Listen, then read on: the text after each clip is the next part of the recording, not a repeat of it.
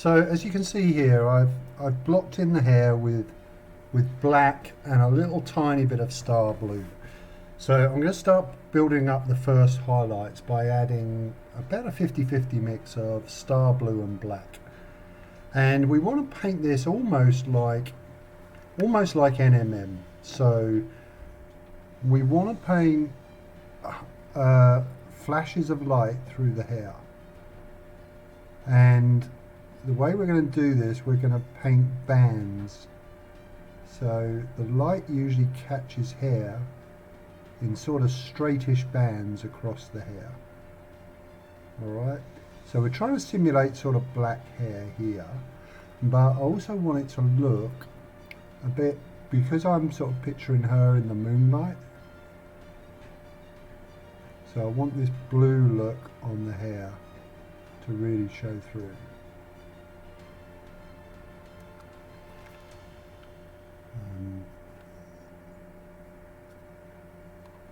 And I've painted her eyebrows in as well, but we're not going to do an awful lot of those. Those can look a bit sort of funny if you paint too much on the eyebrows.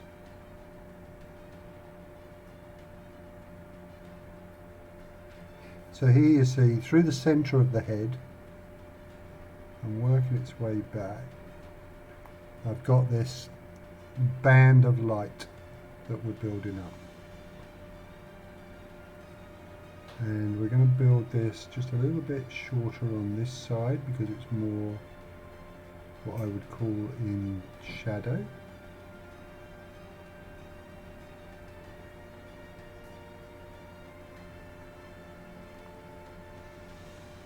And then we'll look to pick out sort of ends of hair and bits that sort of stand out, stick out.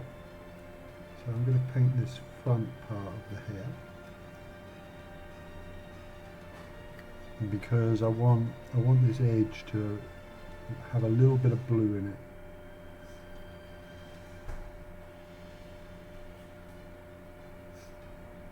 But that's probably as much as we're going to do as far as highlights. I'm going to highlight this up further, which you'll see, but I won't do many more areas than that.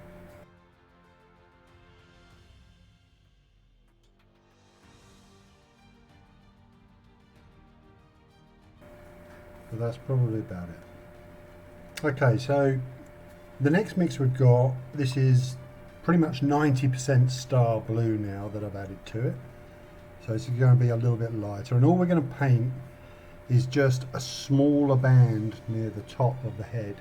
And one thing I forgot to mention in the last section is we certainly don't pick out strands of hair at this stage.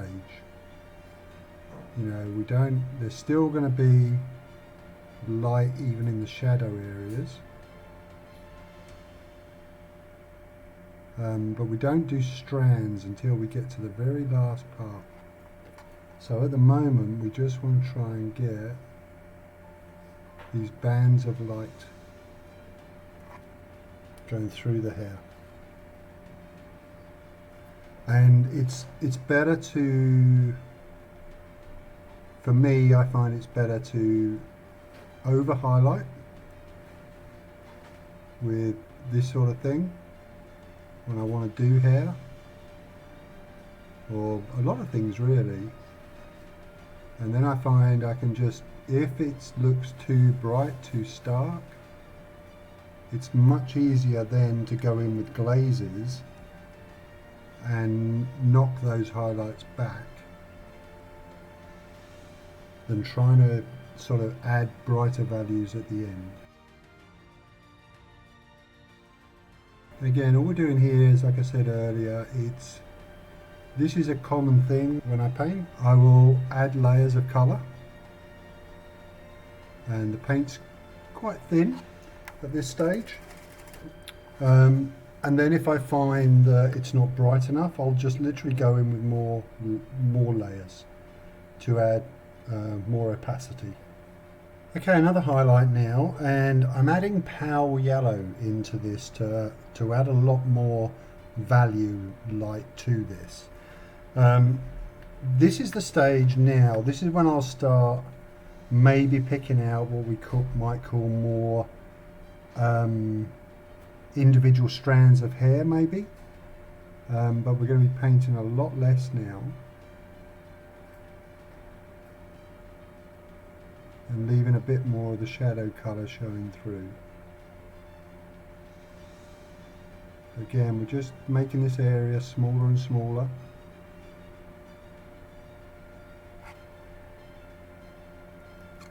And so we just want to get a real shiny spot through this hair. And the way the light is, this is the perfect place for it.